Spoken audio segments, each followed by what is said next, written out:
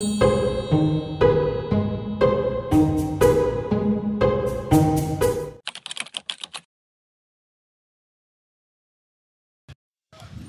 pour moi, la 5G, ça nous permet de naviguer assez plus rapidement par rapport aux autres versions qu'on a connues, 2G, 3G, 4G.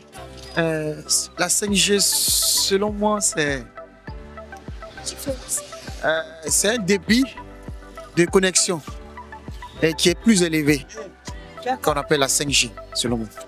La 5G, c'est encore une autre performance par rapport à comme vous l'avez dit, il y a eu 2G, il y a eu 3G, 4G. Donc aujourd'hui, on avance à 5G. C'est ça, c'est la performance de si je peux le dire, la technologie qui avance. La 5G, c'est la 5e génération de réseau mobile. Elle facilite la connexion Internet. La 5G est plus rapide. La 5G, c'est plus ou moins une amélioration de navigation par rapport à l'Internet. Dans toute chose, quand il y a une évolution et qu'il y a un surplus, c'est qu'il y a une différence quelque part. Maintenant, la différence se situe à quel niveau? La vitesse peut-être.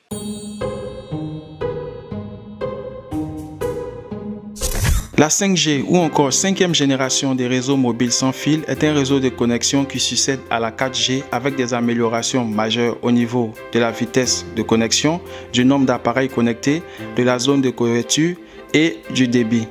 Là où on pouvait connecter 100 000 appareils au kilomètre carré, aujourd'hui avec la 5G, on a la possibilité de connecter 1 million d'utilisateurs grâce à cette nouvelle technologie. La 5G permet à plusieurs secteurs de fonctionner correctement, notamment la médecine, l'éducation, l'industrie et l'automobile. Dans le domaine de la médecine, on assiste à la télémédecine qui gagne du terrain grâce à la connectivité de la 5G et à la rapidité avec laquelle la 5G fait fonctionner les appareils. Cela a permis à des chirurgiens d'opérer à distance. Les chirurgiens étaient dans une autre ville et le médecin était dans une autre ville et ils ont opéré grâce à cette technologie qui utilisait bien évidemment l'intelligence artificielle. Donc la 5G alliée à l'intelligence artificielle donne des résultats satisfaisants dans le domaine de la médecine et aussi dans le domaine de l'éducation. Le téléapprentissage gagne du terrain également parce que la 5G permet une large zone de couverture.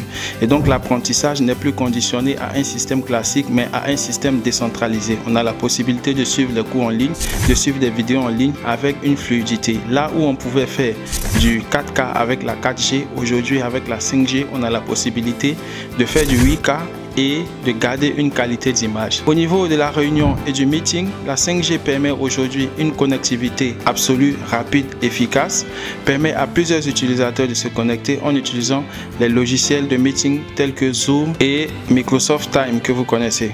Pour les fanatiques de la réalité virtuelle, des casques virtuels ou la VR, la 5G permet une réaction immersive hors du commun, des réalités projetées à travers des casques qui nous plongent dans un monde virtuel, donnant l'impression d'être dans une vraie réalité. Au niveau du monde automobile, les véhicules fonctionnent rapidement avec une capacité à se mettre à jour.